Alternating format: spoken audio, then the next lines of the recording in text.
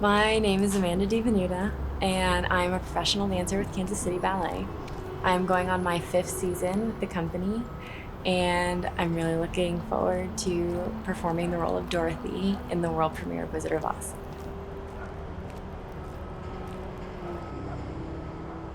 Ballet is the meaning of life. When I was 3 years old, I walked on my tippy toes before I walked flat foot. That's where I felt like I belonged. And I really feel like that is my life purpose, that I was put here to dance, because when I'm on stage, the feeling is indescribable. I feel the most alive, I feel the most myself. I'm able to express all these different things inside me that I don't even really understand. And I think as humans, we have so many things that we're constantly searching for and trying to understand about ourselves. And for me, instead of trying to define it, I dance it.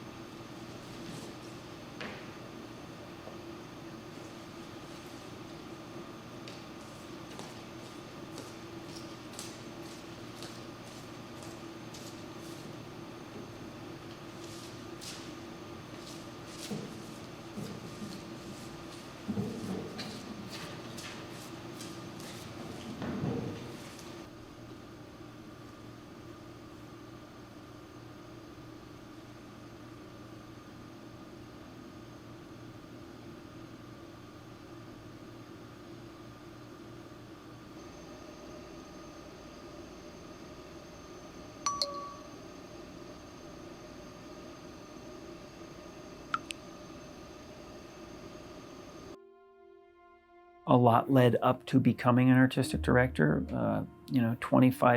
20 years or so of professional performing, and 15 years of middle management, if you want to call it, being a ballet master or associate director. But when I came to Kansas City Ballet, it's kind of the proverbial, the buck stops at the desk. Well, it's the artistic product stops at my desk. So I've learned how wonderful it is to go on that adventure with audience members over the years that have, enjoyed a lot of works that I've presented in the past 5 years or so that I've been here now. And I care about them, and I want them to have a great time every time they sit in their seat and the lights go out and the curtain goes up. I really want them genuinely to enjoy themselves. And the other side of that is what's behind the curtain. Our company has 30 professionals and 15 second company members, so that's 45 individuals that I'm responsible for their careers. that's a lot. You know, I make decisions that affect their careers. And in this business, particularly in the dance business, ballet world, the career is extremely short, unlike a symphonic musician or an operatic singer. You know, a dancer has, a good career is 15 years and you're done, of professional experiences. So the time on stage is brief and sweet and precious.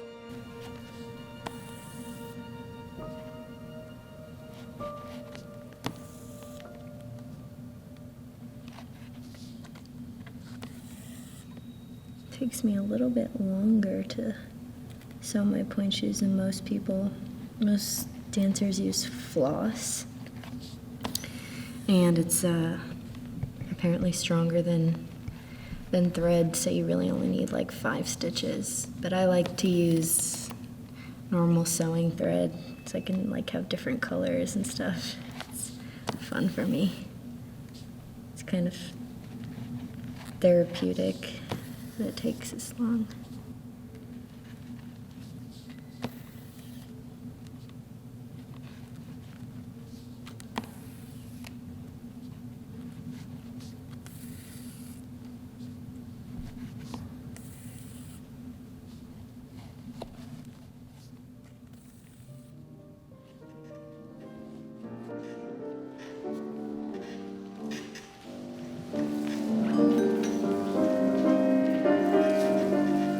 Class is a dancer's morning ritual. It's something that we do every day to warm up our bodies and prepare us for the long rehearsal day ahead. We usually spend about 45 minutes at the bar, and that's where you have like one hand supporting you and you do the right side and the left side, and that's preparing us to be in center and to dance freely.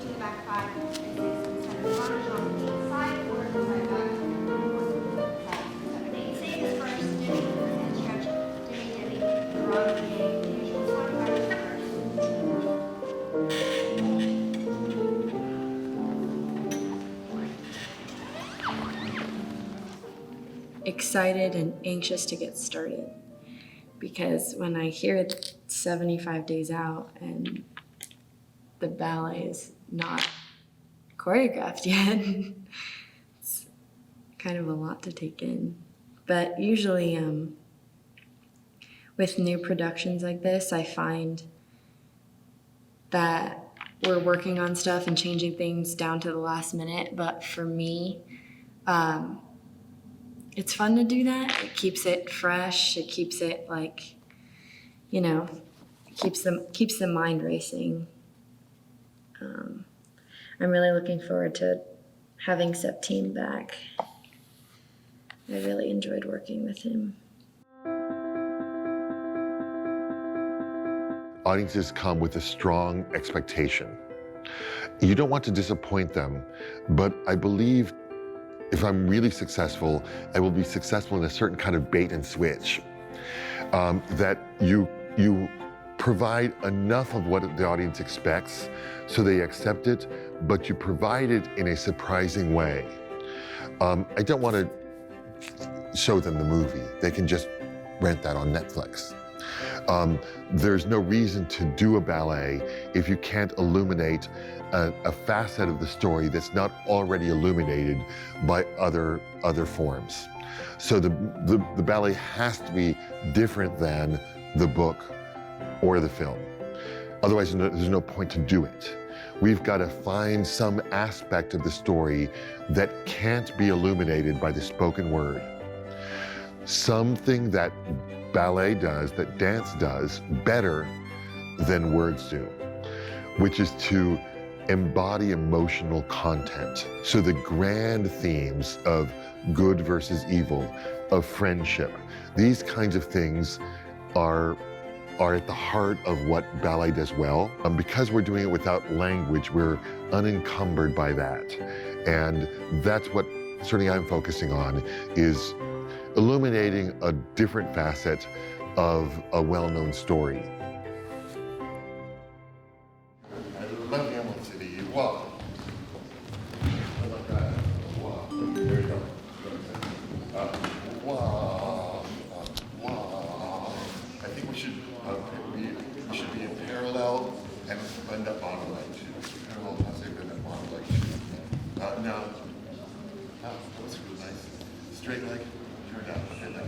The person that started to talk to a variety of companies to see about measure their interest was Septime Weber, the choreographer. Some were interested, some were thought about it for a while. At the end of the day, there were 3 companies that agreed that this would be an interesting project. We're working with Colorado Ballet out of Denver and Canada's Royal Winnipeg Ballet out of Winnipeg, Manitoba.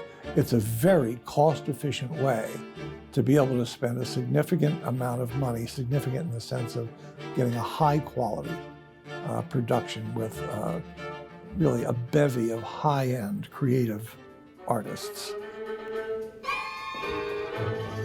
3, 4, 5, 6, 7, 8. 1, 2, 3, 4, 5, 6. Go 7, 8. Go faster, fast, fast. 4, 5, 6, 7, 8. 1, 2, 3, 4, 5, 6, 7, 8. Go. 2, 3, 4, 5, 6, 7, 8. 1, 2, 3, 4, 5, 6, 7, 8. 1, 2, 3, 4, 5, 6, 7, 8.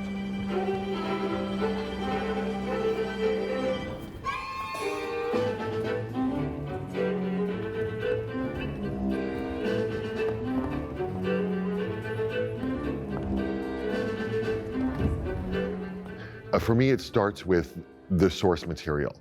So I read the book and some of the other the sequels a number of times.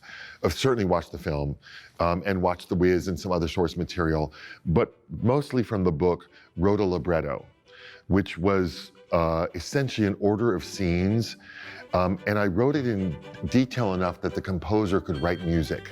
It literally starts with farmhands doing their chores, an energetic dance where we see the characters of the 3 farmhands who will become the lion, the Tin Man, and the Scarecrow, 2 minutes and 15 seconds.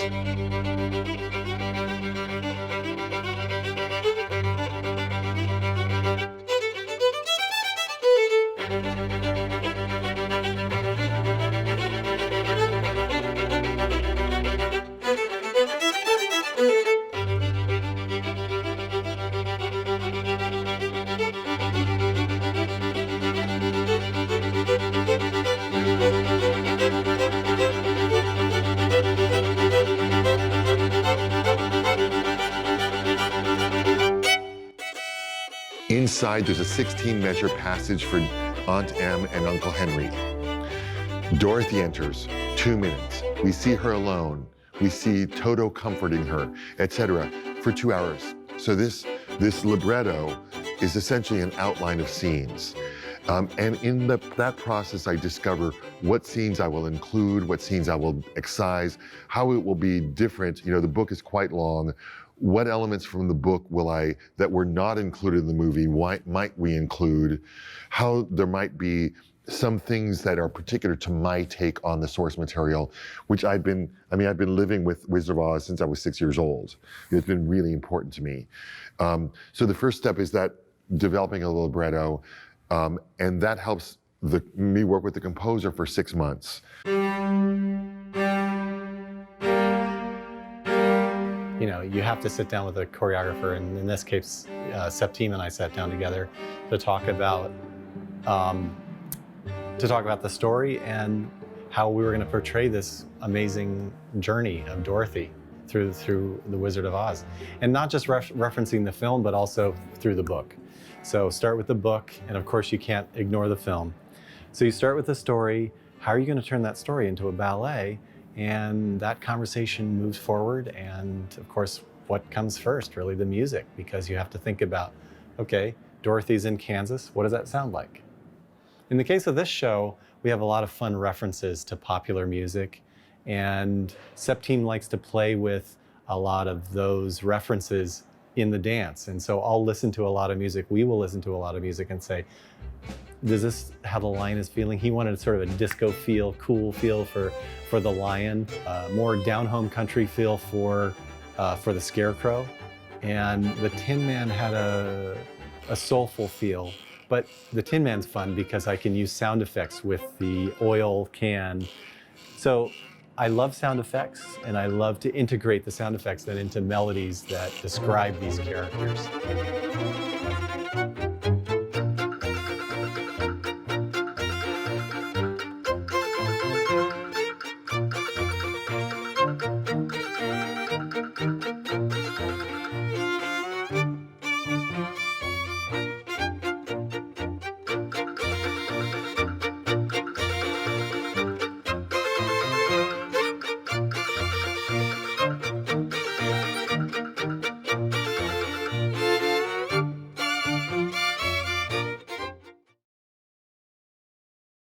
The bicycle bell that's used in the show, I picked out of a box of 20 children's bicycle bells, the one that sounded the best. And then I mounted it on a stick so the percussion player can play the bicycle bell with his thumb. Oh, are you going to start? We're going? Oh yeah, it's okay. It's okay. This is good. All right. You take his hand over there. He's got you.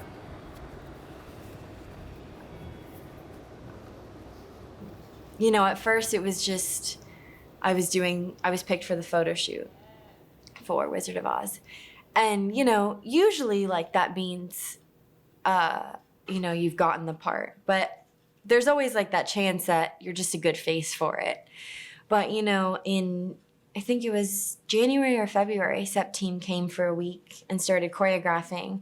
And he worked with me one-on-one. And we were just, we just fed off of each other's energy. I think a really great dancer that compels me to collaborate with them on a role like Dorothy has certainly great technique, steely technique, and also an appropriate physicality for the role.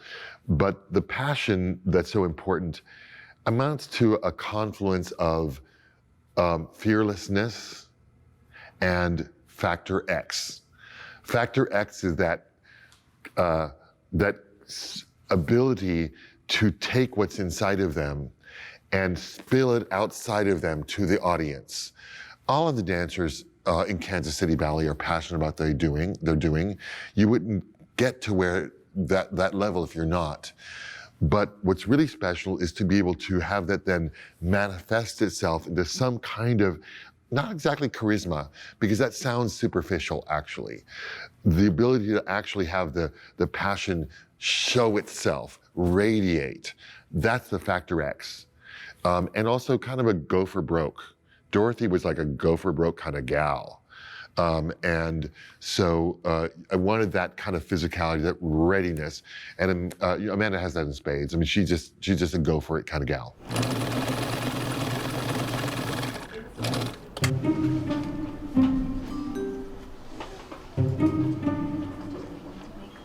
I remember as a little girl going into the Boston Ballet costume shop and just being in awe of it.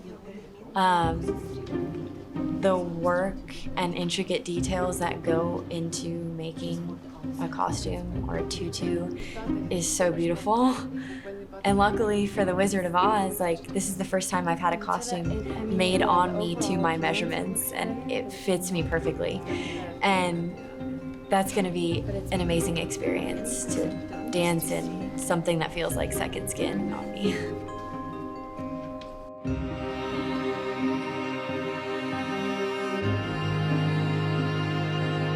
Of course, we have also the impression that a costume designer, it's very glamorous life, right? And we draw, and then we're finished. And no, that it's about 5 minutes, right? This is 5 minutes, and the rest of the whole hour, these 55 minutes, are to choose fabric, to direct the shop or the tailors upon, you know, the way you want the things to be cut and the fits. And then you follow the process of the production of the costumes and the fittings, the never-ending fittings, to make sure that your idea really is reflected by the fabrics and the shape and the fit, especially the fit, and that is comfortable. And then you follow them on stage, where you attend all these endless rehearsals with the costumes or without, to really understand what's going on. And then you get to the premiere. I mean, it's a process of many, many months, and it's very laborious, because you first sketch and then you have to adjust your sketches to the demands, depending technical demands, budget also changes, or what the choreographer's vision or director's vision has changed. I mean, it's a lot of hours.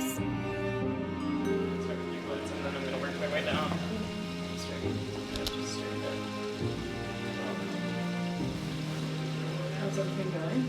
Good. We're piecing things together. And Almost all done. it excites me so much that like I know how to get from one scene to another. Yeah. Ballet, as natural as it feels to me, it's very unnatural for our body to be doing the things that we're forcing it to do. And so that creates a shorter time span on our careers, unfortunately. The ballet provides physical therapy for, when things on our body are hurting. But then I also think it's important to be healthy in the way that you're feeding yourself with things that also feed your soul, even if they're not super healthy. So I love donuts, for example. That's obviously not a food that a ballet dancer should be consuming all that much. And I try and maintain a healthy diet, but also have balance and not eliminate the things that make me happy or bring me joy. Your bows aren't straight. Darn it. There's a height difference of the bows by this much. Yeah, she redid This bow is lower and this bow is higher. I wonder if we could fake it and pull this bow down. We can't pull that bow up. Sure. We can probably pull the whole Are these thing just down a tied? little. Yeah. Oh, okay. Yeah, I'll do that. What great braids.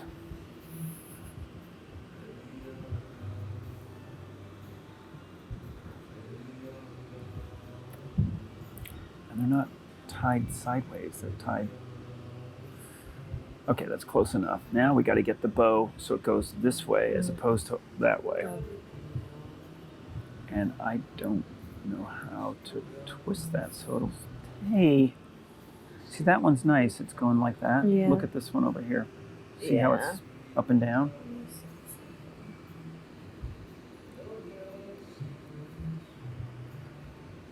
Okay, that might work. Except I need to get rid of. Oh. I'm like, I can't really see it. I can kind of. Yeah. Well, it's not. I'm going to cut some of that ribbon. The ribbons are the same length. Huh. So maybe the bows might be a little smaller on one side than the other. Right.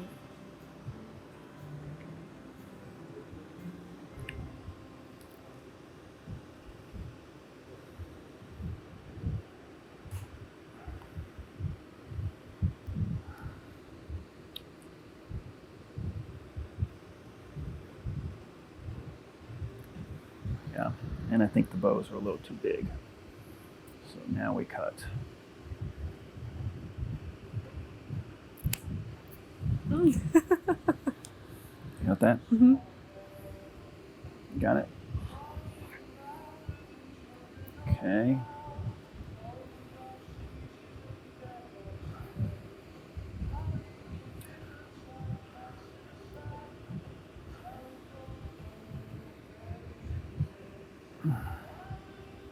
Okay.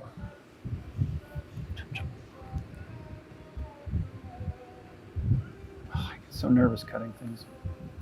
Don't want to do it wrong. There we go. Now Thank you. you're symmetric. God is in the details, of course, and over time, when you're a choreographer or a director, and even as a dancer, we're used to looking in the mirror and seeing what's wrong.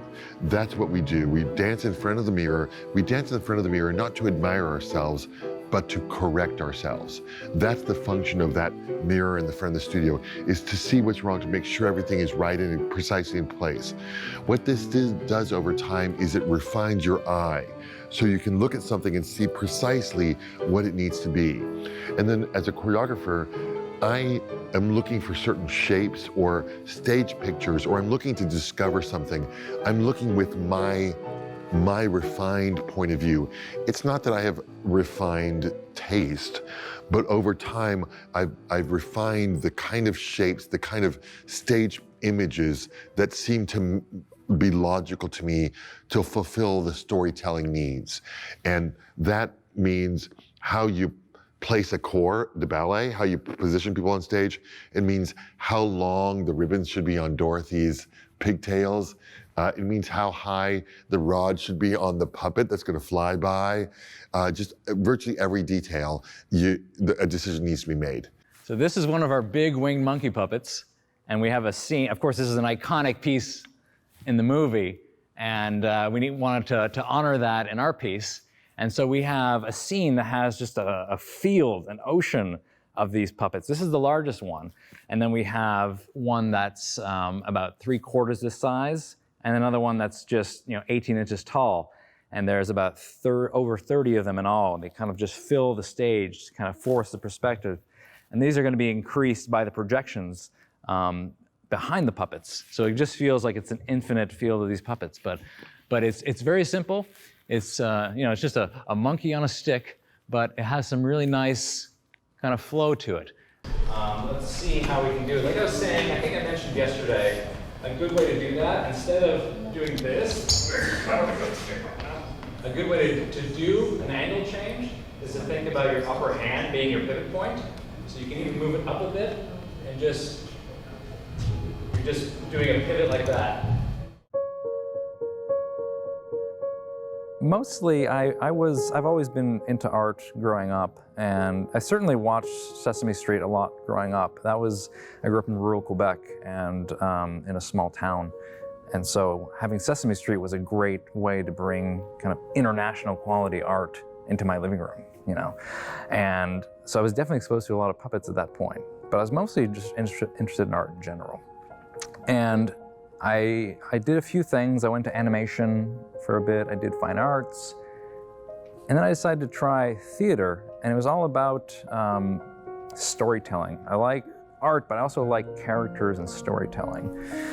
And the other thing is, on my journey throughout these different disciplines, is I noticed I don't just like drawing, like in animation. Animation is really fun, but it's just drawing. I like drawing, but I like making costumes. I like doing voices. I like building mechanics. I like painting, sculpting. I like doing all of those things. I didn't want to restrict myself to just one medium. And so kind of puppets kind of was always in the background in my head, but it kind of became a really viable option to kind of really take advantage of all those disciplines. And so I started that in 2003, and it's been a fantastic journey. This is Toto. He's one of our main characters, and he was built by Dan Luce in Portland, Oregon. One of the best, not only puppet builders, but puppeteers that I know. And we wanted to get him to build this puppet because this is one of the main characters, and he has to have a lot of life and a lot of sensitivity, and he's really good at creating that. And so this puppet is actually very, very simple.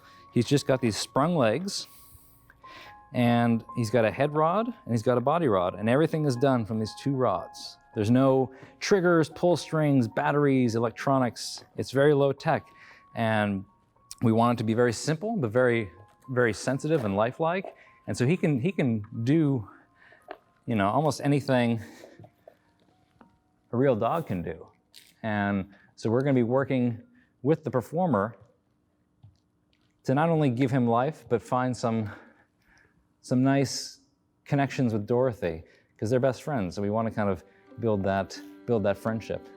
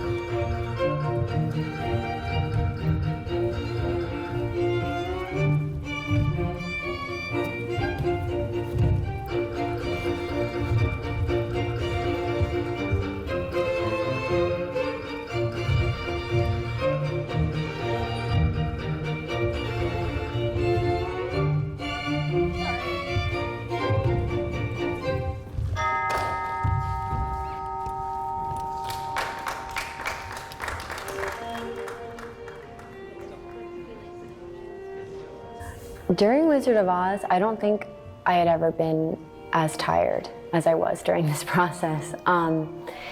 But for me, I actually feel more energized and like awake when I've had a long day, even though my body is physically more tired. Mentally, I guess I've been charged like all day long with doing what I love nonstop from hour to hour. So I feel very full and rewarded at the end of each rehearsal day.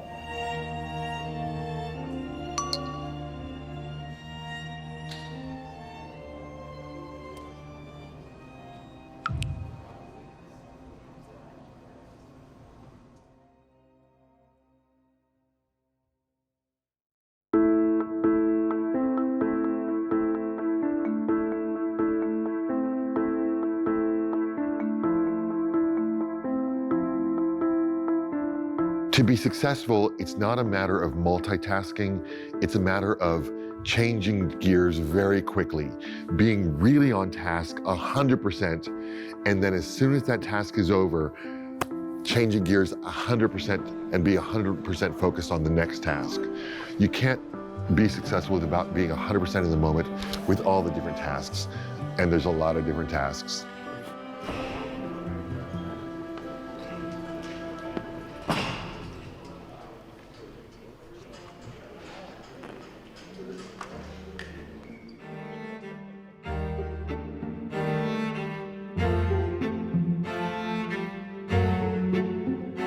As a kid, I loved architecture.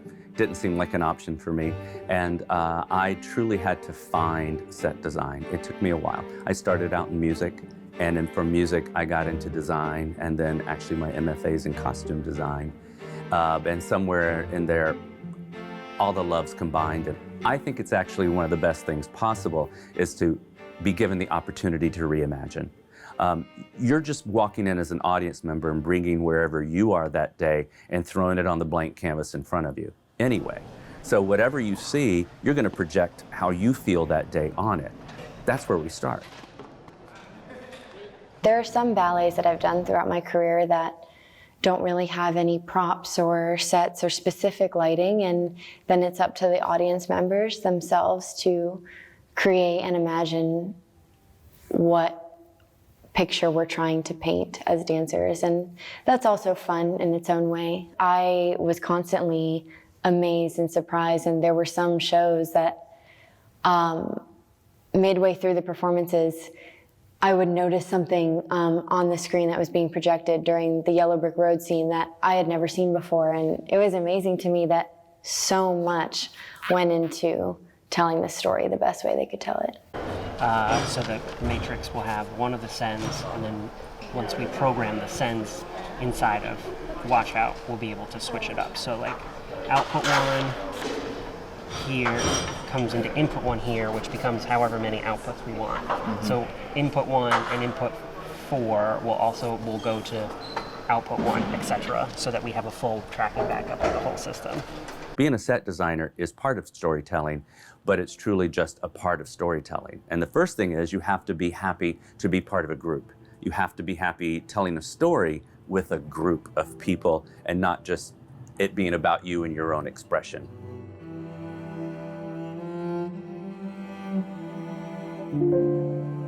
The thing about lighting design is the fact that you can affect a show the same way an actor can. You have control over the environment, the mood. One single light source can say a lot and help an actor say a lot. One single light source can help a dancer say a lot. A lighting designer is really the last person in the door. Sound designers are as well, in the fact that the two of us sort of come into the theater and we're the ones that are producing. It's hard to show sound and it's hard to show lights until you're actually really in the space. And so we're the ones that really have the most pressure to sort of, I always call design on a dime. You know, it's like you're forced to just churn it out right then and there. It looks so good. We're making a big difference between realism and non-realism. Once she lands in Oz, it's a truly fantasy pop art driven world.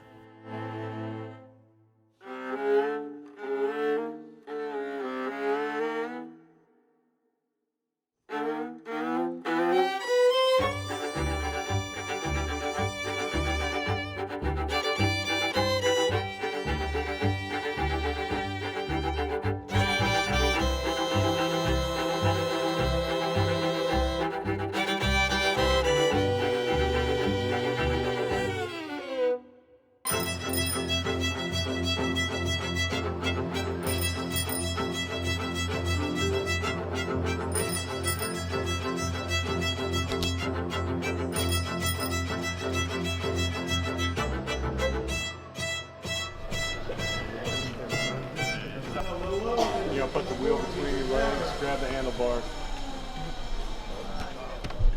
I'm just definitely popping a wheelie. I'm totally like this. I actually feel like maybe something ripped a little bit. He's redoing that. Because we're actually such good friends in real life, I just pretend that she's not Amanda, and I really take it in. You know, when I'm in rehearsal, I become my character. So I'm no longer Danny, I'm Miss Gulch or Wicked Witch. And so when I look at her, she really is Dorothy. And I'm really scared of you. Mad. During the tornado scene, am riding a bike on wires, flying, riding a bike. And then I apparently have 7 minutes and 35 seconds to get painted and change into Wicked Witch.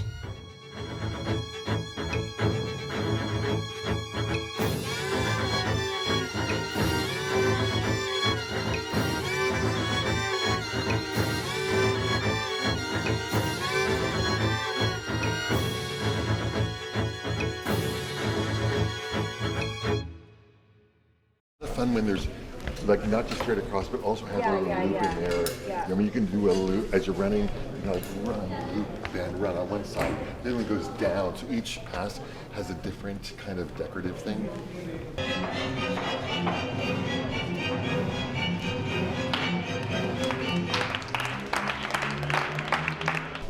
We're walking there. You have to do like an around. I'm not sure because I'm gonna be flying off of my bed. So I'm just gonna be going straight up. I'm guessing this middle one. This was my first time flying ever in a ballet production. I asked the crew members, you know, is there anything specific I should do? And really the only thing they said was to keep my focus up, because if I put my head down, that was a lot of weight going forward, and with the lighting, it would just cast shadows on my face. And they said to keep my legs as mobile as possible, because the tornado scene lasted for a very long time. They said I could actually like lose circulation in my legs if I don't keep them moving.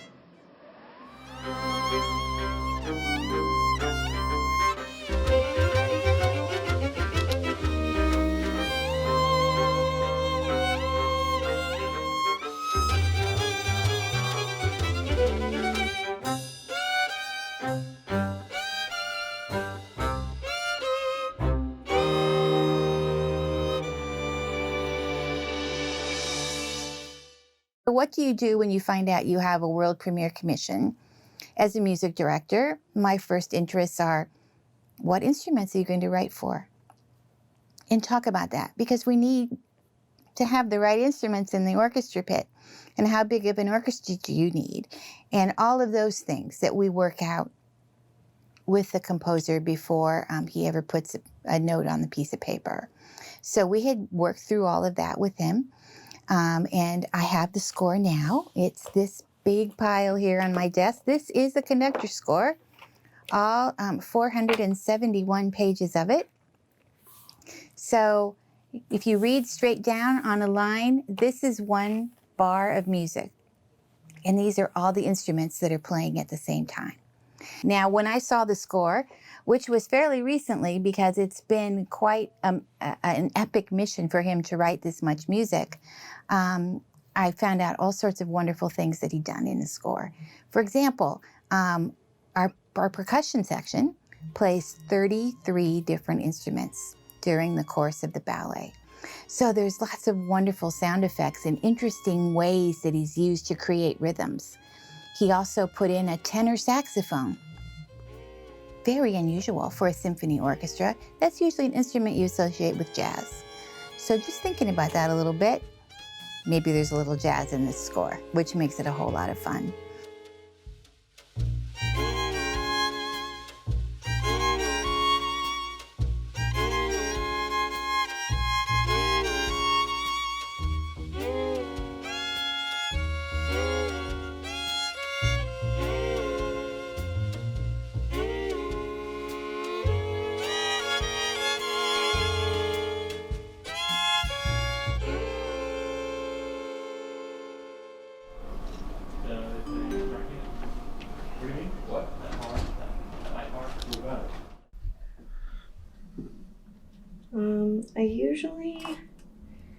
I like to get ready really early, so that way I don't feel rushed.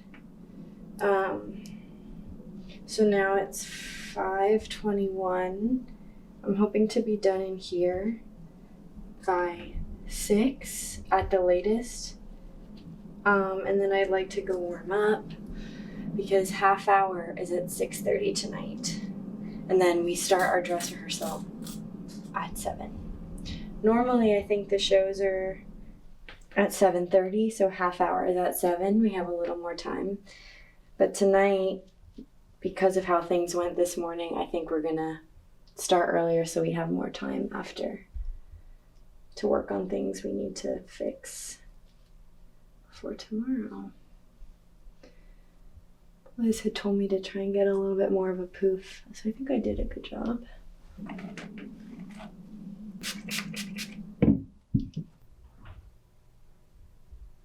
I already feel like I have like a nervous stomach. This is usually around the time that like while I'm getting ready, it's hard for me to be calm. Like there's like a tornado happening inside of me right now. Like the build up and the wait to get on stage.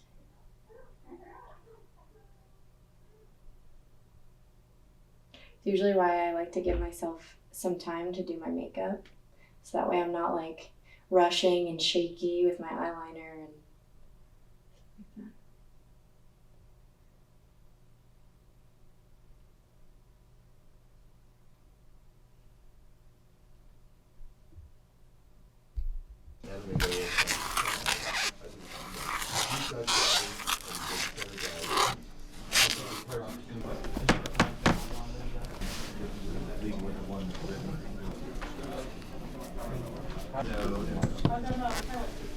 Western, I don't think we need much movement. I was thinking of like Alice.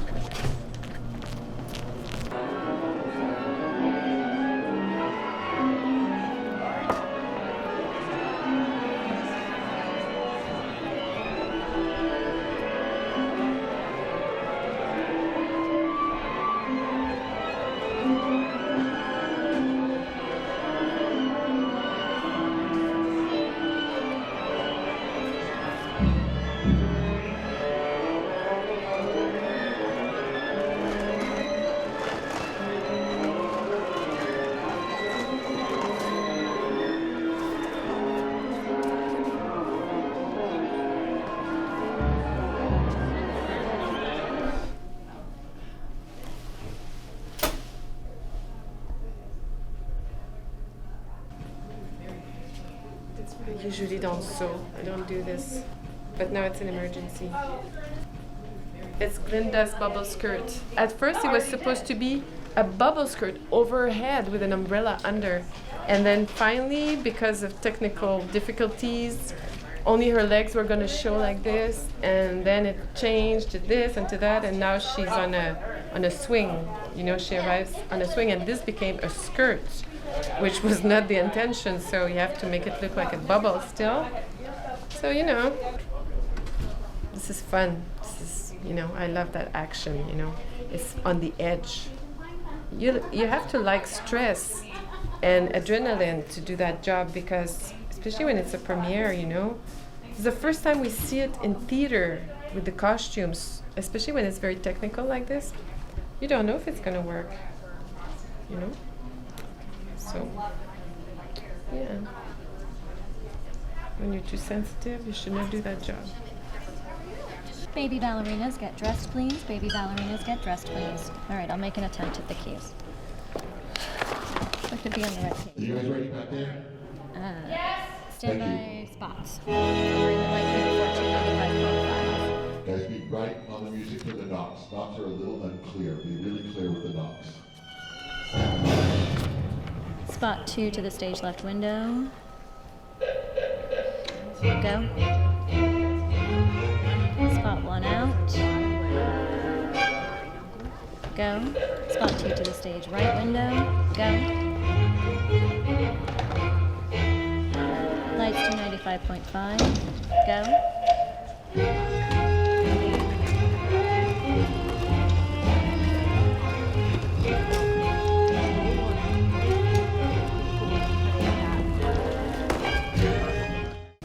For the quick Elliot to backstage, please. Elliot to backstage.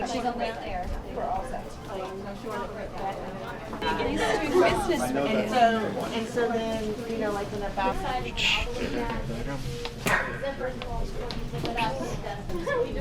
It's chaos going on backstage, especially for The Wizard of Oz. Actually, they had said for no dancers to be backstage if they weren't gonna be going on the stage anytime soon. And normally, like, we're able to watch, but there was actually no room with all the props and the sets and people running off to quickly change into their harness to fly. There was just so many intricate pieces going on backstage that the audience, you know, doesn't get to witness. And what do you want on your hairdryer? Glitter. That way when it turns on, it goes.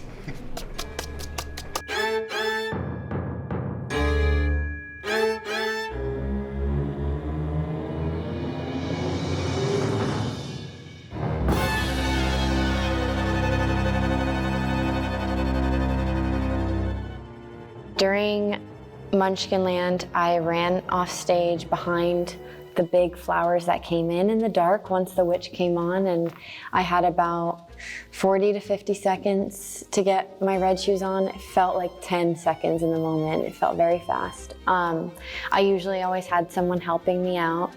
Jen, our costume and wardrobe woman, would always help me with the left shoe, and I would do the right shoe.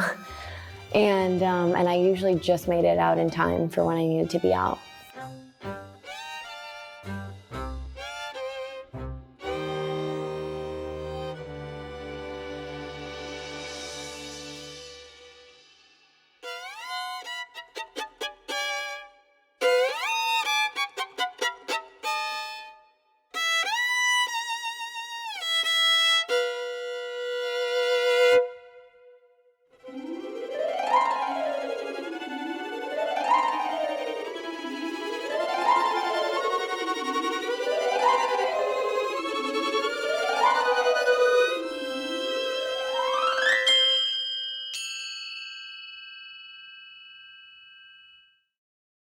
This dress rehearsal for this production this year was different because we had actually had to stop during it. And normally, you know, dress rehearsals are like a mini performance, like a pre-show show.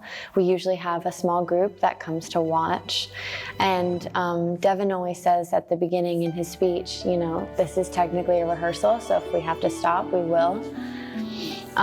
Usually we don't, but this was a first.